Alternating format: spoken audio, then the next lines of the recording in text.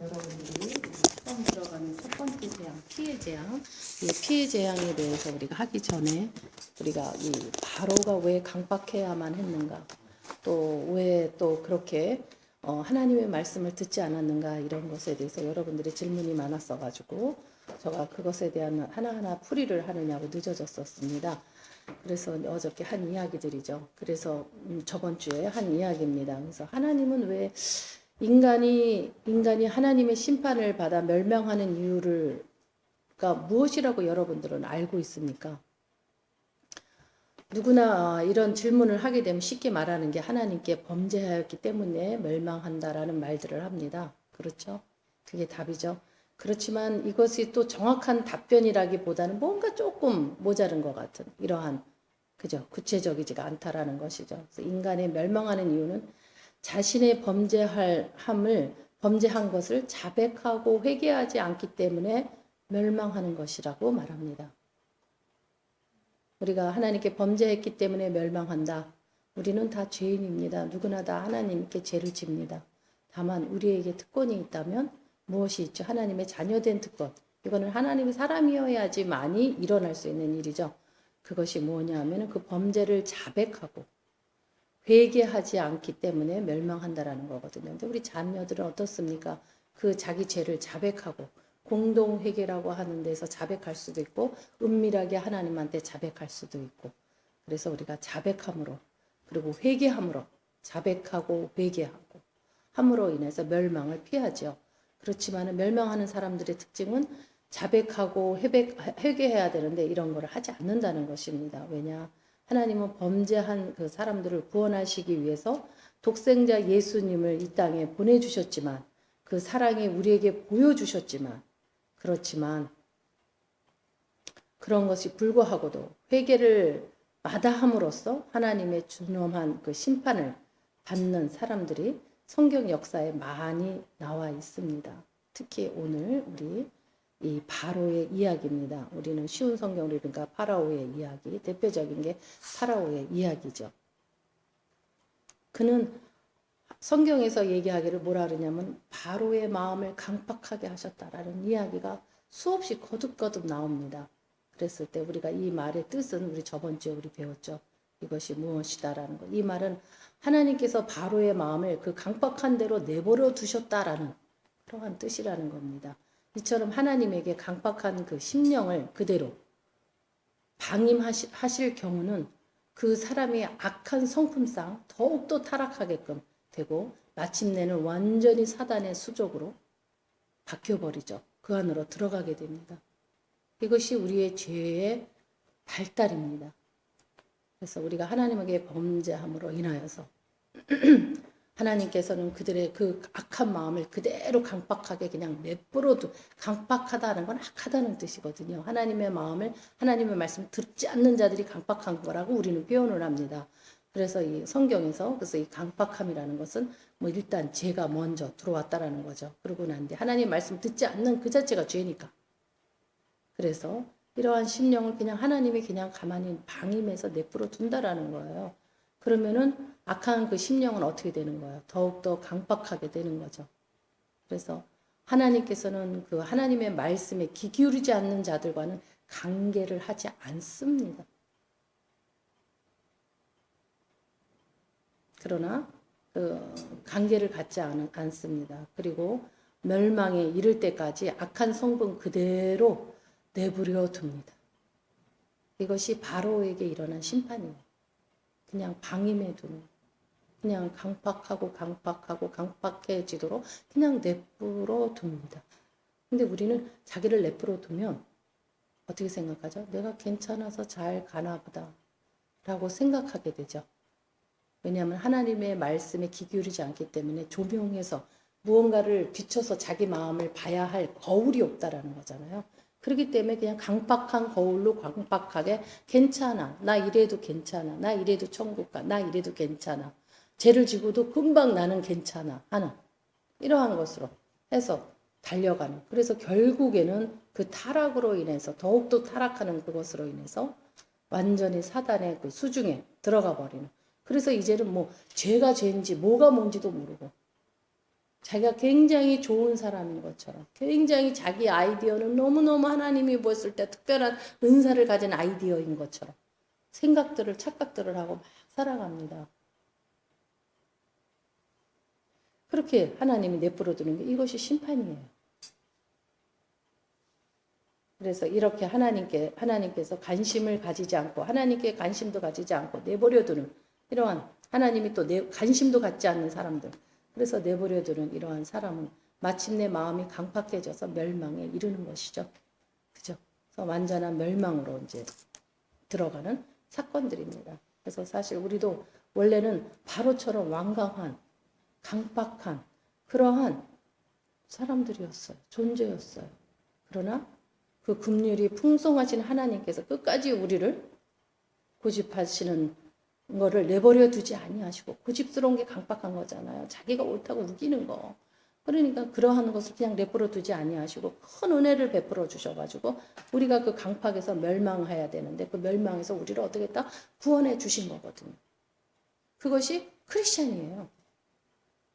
근데 크리스찬이 지금 현재 이 오래 몇천 년 전에 있었던 이 바로와 그 강팍함과 똑같이 그 원죄와 같은 이러한 것에 지금 빠져서 혹시 하나님이 우리들을 지금 방임하고 계시지는 않으신지, 내버려 두고 계시지는 않으시는지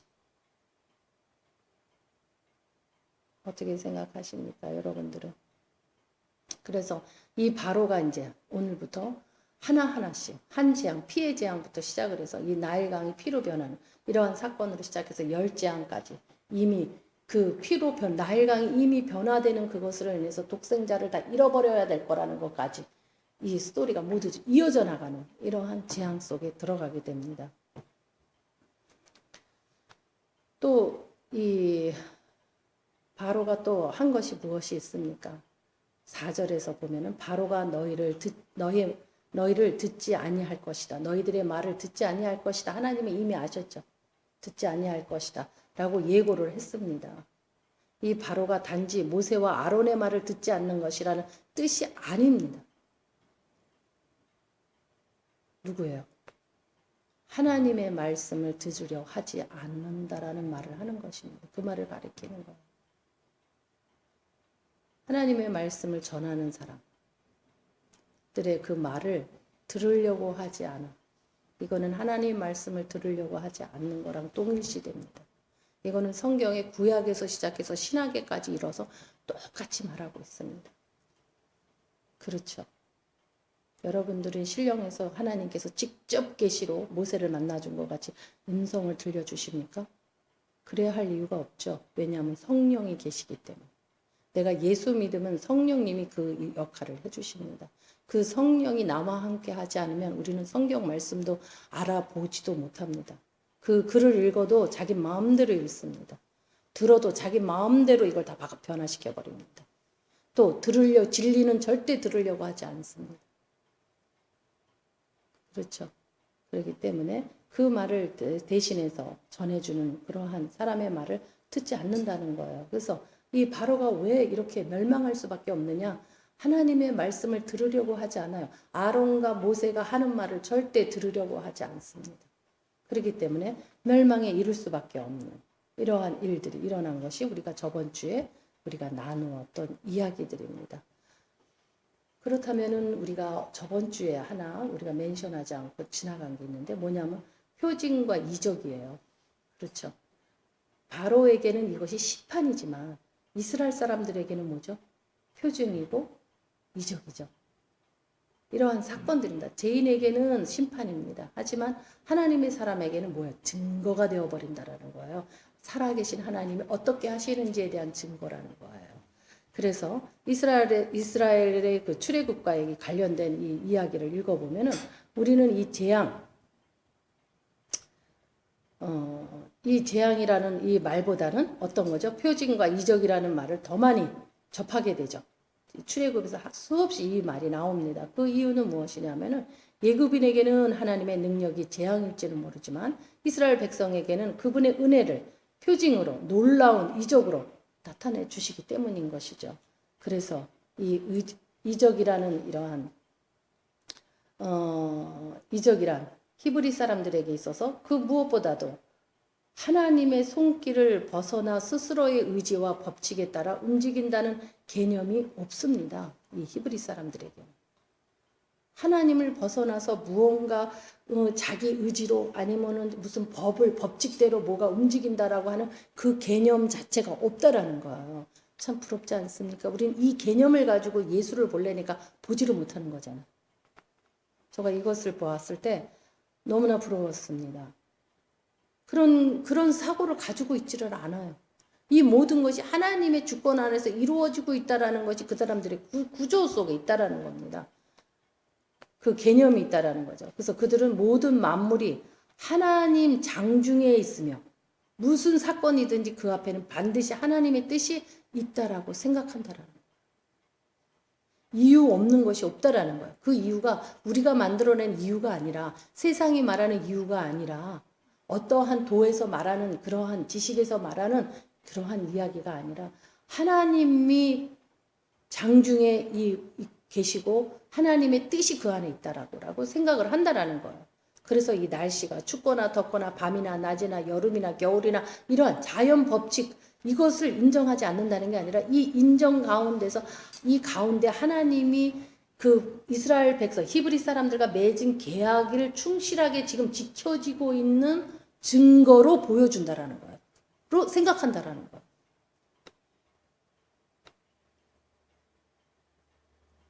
이것이 히브리 사람들의 이야기입니다. 우리 예수 그리스도를 믿는 우리는 새로운 이스라엘인이잖아요. 우리가 우리 하나님의 그 예수 그리스도를 믿음으로 인해서 우리가 예수 그리스도와 젖을 붙이고 그분의 세계에 들어가서 그분이 나를 주장하고 산다라는 그것은 무엇이냐면 이 세상 모든 만물과 이 우리가 하찮게 생각하는 모든 사건들까지도 다 주님의 주권이 그 안에 있다라고 하나님의 뜻이 그 안에 있다라고 생각하고 살아가야 된다라는 거예요. 우리가 지금 몇 프로나 하루에 24시간에서 열 몇 시간을 깨어 있는데 그 깨어있는 그 시간에 예수 그리스도의 뜻이 그 안에 있다라고 생각하고 사는 시간은 얼마나 됩니까? 이렇게 질문하면 이렇게 대답하는 사람들이 저에게는 있죠. 한가하고 바쁘지 않고 혼자 가만히 있을 때는 생각한다. 그런데 무슨 일만 생기거나 누구를 만나거나 뭐만 있으면 해프만 있으면 하나님을 놓쳐버린다라고 이야기하죠. 안 그러십니까, 여러분들? 그런 이야기를 제가 듣죠. 사실은 그러한 해픈 앞에서, 사건 앞에서 우리가 하나님을 더 경외롭게 생각하고 더 그분을 생각해 주권으로 모든 뜻을 받아들여야만 하는 거죠.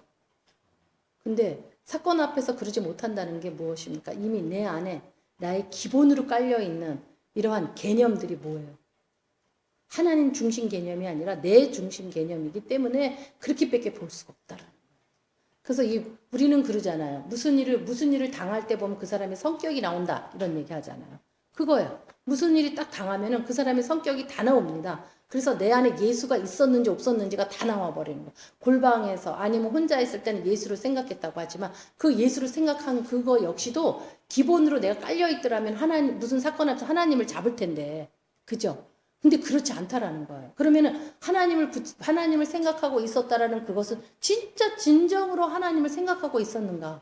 아니면은 자기 옛사람에게 그것을 채우기 위해서 계속 내가 이렇게 묵상함으로 인해서 나를 더 옛사람을 더 크게 만들기 위해서 자원으로 가져가지 않았는가?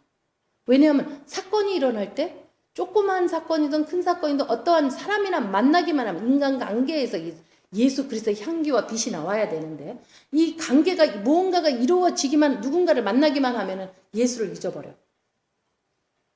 그렇다면 이 안에 깔려있는 나의 구조와 나의 개념과 나라고 하는 이것에는 예수가 있는가라는 생각을 해보는 거예요. 자매님 어떻게 생각하세요? 그런 사람이 있는 것입니까? 자매님은 어떻게 생각해요? 그렇죠. 근데 내가 하나님이랑 붙잡고 있대.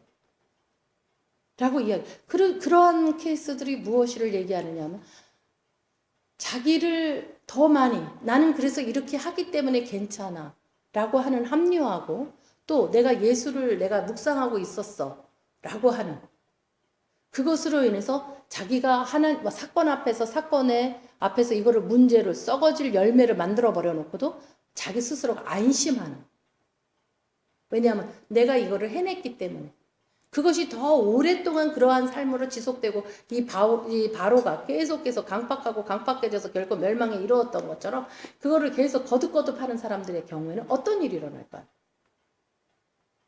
이제는 예수님을 묵상하던 시간이 1시간이나 3시간이었는데 그것이 열 몇 시간이고 내가 잠깐 잘못한 건 한두 시간도 안 되는 조금이라고 말할 거예요.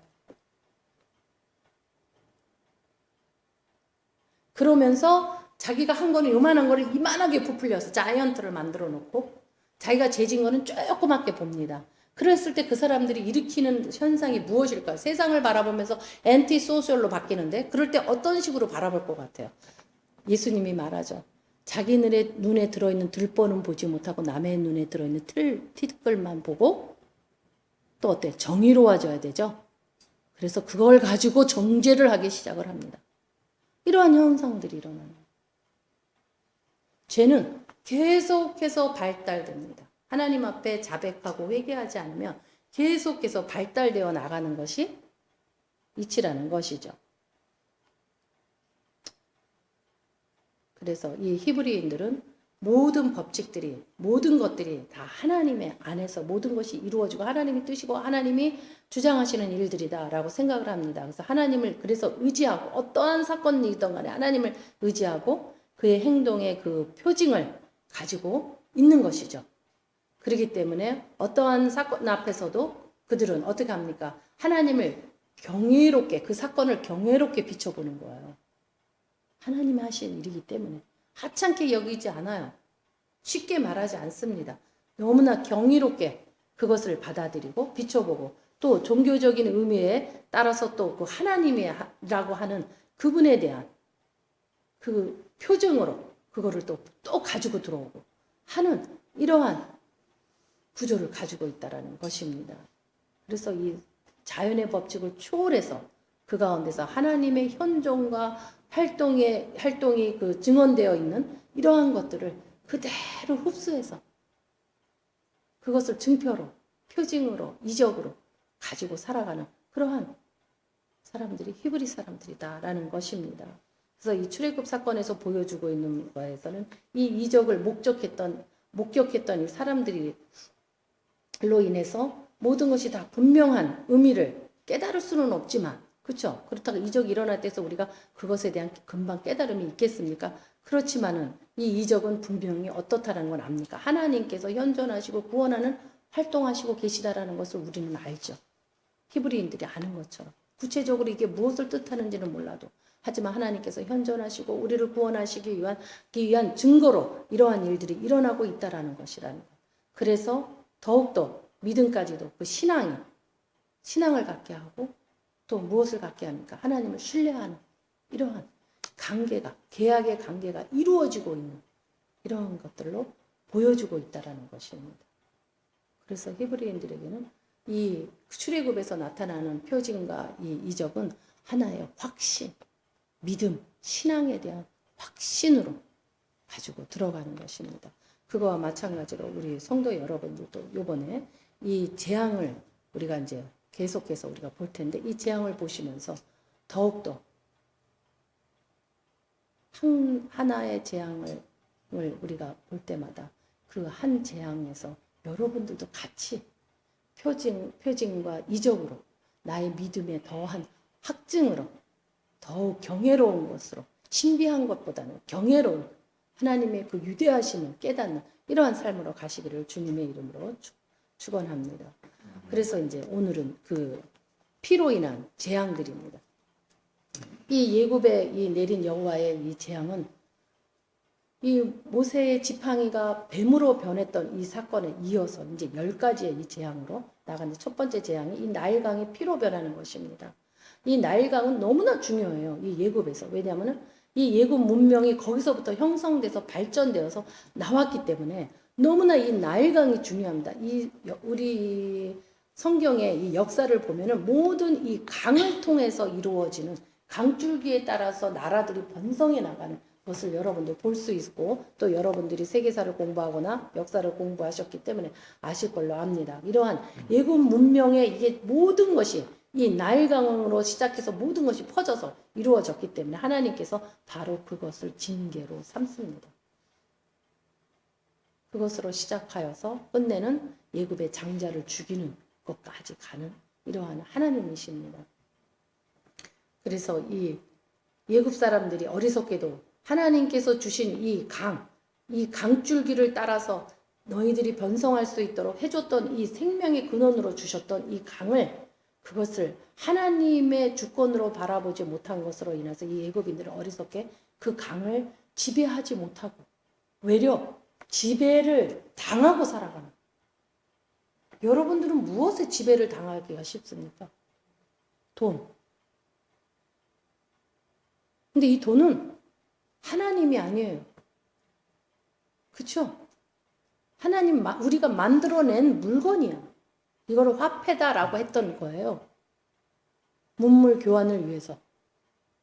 근데 그것이 이제는 뭐가 돼? 주체가 되어버려가지고 하나님의 형상을 닮은 우리가 그것에 대해서 지배를 받는 거야. 이 나일강이 나의 생명줄, 물을 마실 수 있는 생명줄로 하나님께서 물을 생명으로 주셨구만. 그것에 대해서 지배하고 살아야 되는데 지배가 아니라 오히려 지배를 당하면서 살아가고, 또 심지어 어떻게까지 하면 신격화까지 하죠. 우리도 돈을 신격화하죠. 하고 살아갑니다. 여러분들 오늘 이 설교를 들음으로 인하여서 여러분들이 그 돈의 만물주의, 돈에 대한 그것이 내가 그것을 지배하고 살아가는 게 아니라 그것을 지배를 당하고 있는 곳에서 출애굽하시기를 바랍니다. 그래서 이 어리석은 이 에집트 사람들은 이 강의 지배를 받고 신격화까지 해가면서 살아갑니다. 그래서 하나님은 그들의 이 일종의 신인 나일강을 칠 수밖에 없는 거죠. 그들의 그 교만에 대해서 내리치시는 것입니다. 내가 돈을 좋아한다라고 하는 게 교만일까? 라고 생각들 하시겠죠? 근데 하나님은 그걸 교만이라고 그래요. 왜요? 하나님을 경외하지 않기 때문에. 다른 것을 경외하잖아요. 그것이 못 고든 자가 아닙니까? 고집스럽게 완강한 사람 아닙니까? 강팍한 사람 아닙니까?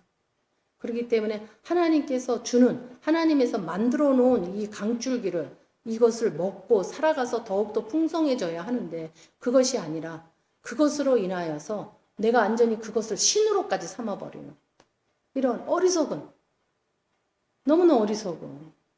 아마 국민학교 아이들에게 가서 이러한 퀴즈를 만약에 낸다면 아이들이 뭐라고 얘기할까? 그것이 내 부모라면.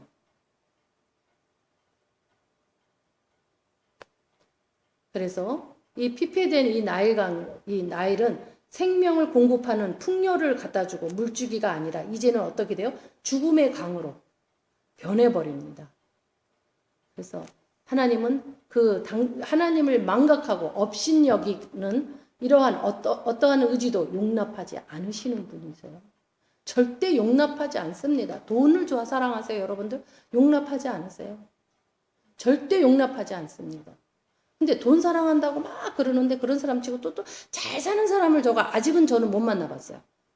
저가 아직 인생을 많이 안 살고 아직 목사로서의 내가 지금 5년 차라 그런지 모르지만 저가 정말 돈을 막 사랑한다 그러면서 부자 된 사람을 본 적이, 부자도 또 사람마다의 기준이 또 다르다라는 것도 저가 압니다. 그죠? 우리 강수현 성도님이 말하는 부자와 박민 성도가 말하는 부자 다 다릅니다. 자매가 말하는 부자 달라요. 저가 말하는 부자도 다릅니다. 하지만 부자 되지 않는다라는 거예요. 본인의 기준에서도 안 된다는 거죠. 그래서 오늘날 이 물질 우상을 삼고 있는 인간들이 어떻게 합니까? 황금을 손에 넣기 위해서 수단과 방법을 가리지 않고 하나님에게 배교까지 해가면서 하나님의 말씀을 듣지 않으면서 하나님의 말씀을 하는 자를 쳐가면서 듣기 싫어서 하면서 살아가는 이러한 타락된 인간으로, 그래서 하나님께 저주받을 수밖에 없는 이런 삶으로 살아간다라는 겁니다. 그래서 하나님께서 인간에게 요구하시는 것은 자연을 정복하고 다스리되 자연과 조화를 이루어 살아야 한다. 창세기에서 얘기했잖아요. 1장 28절에서 이미 이야기를 했습니다. 그러나 오늘날 인간들은 어떻습니까? 자연을 가꾸기보다는 도리어 파괴하고 심각한 문제로 가듯이 한없이 물질 만능주의로 한없이 달려가고 있다는 것입니다. 또 이 피의 재앙, 이 재앙의 이 피의 의미가 너무나 이스라엘 사람들에게는 굉장히 이게 깊은 의미가 있죠. 왜냐하면은 이스라엘에서는 이 피라고 하는 것은 무엇이에요? 하나님, 예? 네? 생명입니다. 예. 여호와 하나님께 속한 생명을 의미하는 거예요. 그냥 생명이 아니에요. 여호와 하나님에게 속한 생명입니다. 그렇기 때문에 이스라엘에서는 제사 의식에서 꼭 피가 있습니다. 굉장히 중요한 거예요. 그래서 이스라엘의 이 희생제물의 피는 그 안에 있는 속죄의 능력, 이 능력, 속죄하는, 죄를 씻는 능력이 가지고 있고 생명적인 신비한 요소를 가지고 있고 그래서 이것이 연결시켜서 죄를 대속하게 하고 그래서 새 생명을 얻게 해주는 것입니다. 그렇지만 이방 종교들은 어때요? 속죄의 헌물이 아니죠. 다만 이방 신들의 음식물이 됩니다. 신이 먹기 위해서 주는 그러한 뜻을 가지고 있어요. 그래서 이방 종교는 피와 생명에 관해서 반드시 종교적인 그 상징적인 해석이 있지 않다라는 거예요. 그냥 피를 흘려서 사람을 죽여서라도 드리는 이러한 이방 신들은 그러한 신들이라는 거죠. 그렇다고 그 신이 그거를 먹을 수 있을까요? 말할 수 있습니까? 무엇을 이적을 베풀 수 있습니까? 아무것도 할 수 없어요. 그런데 그렇게 한다라는 거예요. 그렇지만 우리에게는 예수 그리스도 지금 우리가 렌트 시즌으로 사순절로서 있지만 예수 그리스도의 그 피 흘리심이 없으셨다면 우리는 지금 이 자리에 있지 않다라는 거예요. 그것이 그분이 대신 피 흘림으로 하나님한테 우리를 정결하게 만들어 주었다라는 거예요. 그 예수가 나의 주인입니다. 여러분들의 주인은 누굽니까? 돈이에요? 그래서 이러한 이 나일강이 얼마나 이 중요한지 이곳을 무엇으로 바꿔버렸냐? 죽음으로 바꿔버렸다라는 것입니다.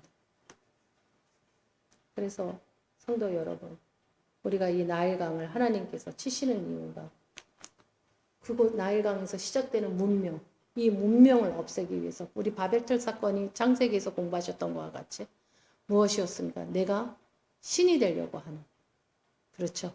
끝없이 하늘을 위해서 쌓아나가는 이러한 도전하는 사람.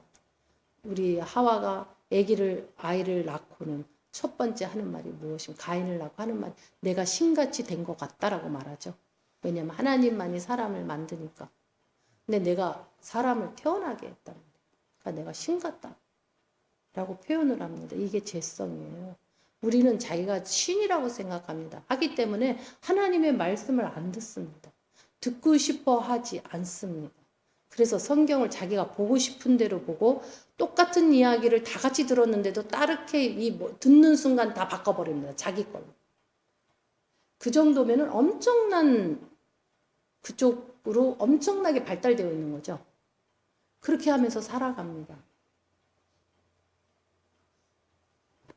성도 여러분, 이 세상에 사는 것이 모두 하나님 앞에 죄인입니다. 그런데 그 중에는 멸망받을 사람이 있고 하나님의 은혜로 구원받는 자들이 있다라는 것입니다.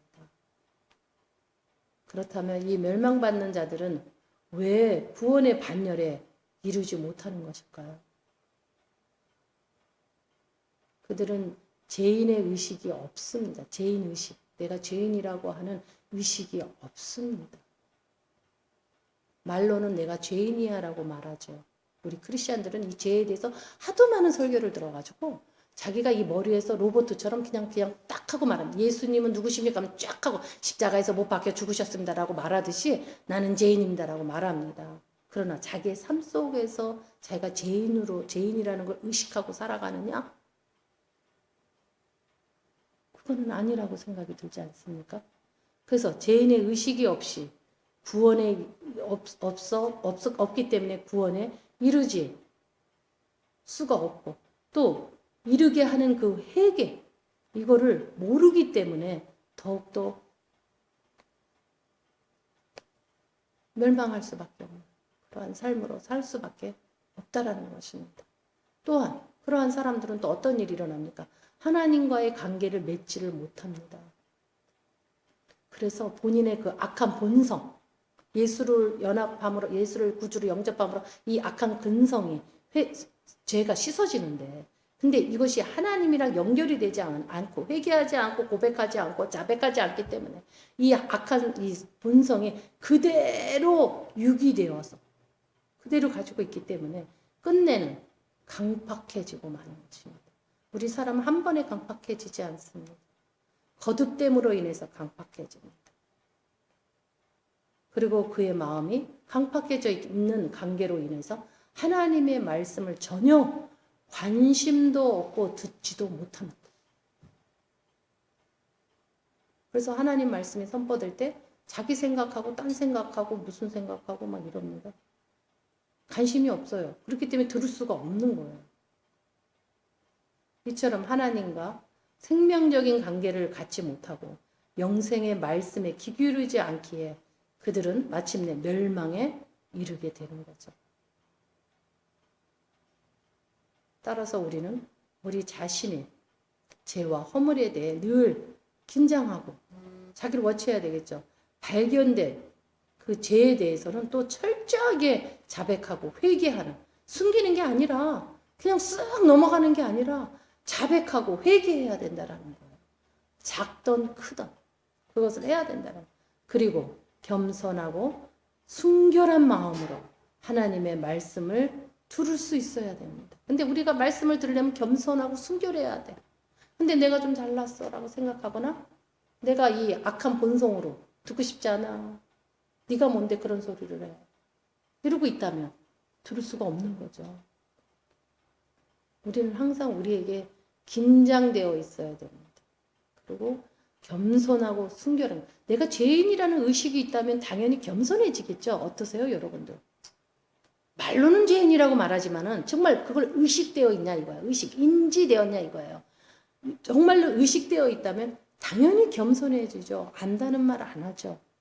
나 잘했다고 잘난 척 안 하죠. 겸손해집니다. 그렇게 겸손하기 때문에 어떻게 해요? 순결한 마음을 가질 수가 있죠. 내가 잘났다고 생각했을 때, 내가 쟤보다 나라고 생각했을 때 이미 순결은 잃어버린 거죠. 왜냐하면 내가 잘났다고 하는 것으로 교만으로 봐서 갔기 때문에.